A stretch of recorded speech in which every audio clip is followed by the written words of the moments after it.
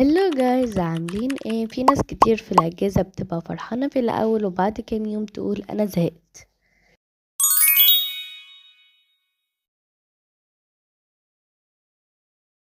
جربي تعملي تغيير بسيط في اوضتك، زي مثلا ترتبي مكتبك او تغيري مكان حاجاتك او كمان تزيني ركن صغير. هتحسي ان المكان اتجدد.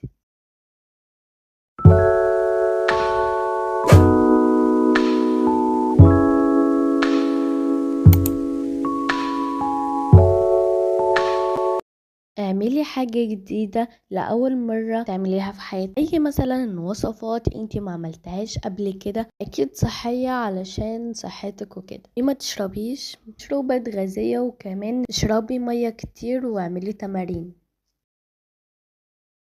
جربي ترسمي علشان الرسم ده مفيد جدا، وطبعا الكتابة أو أي هواية نفسك تجربيها.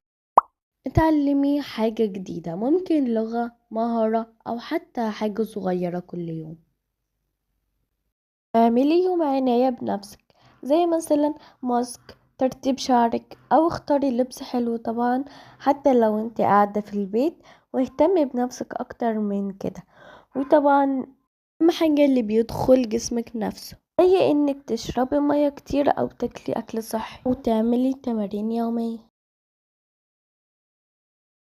اكيد انت ماسكة الفون وده شكلك، صح؟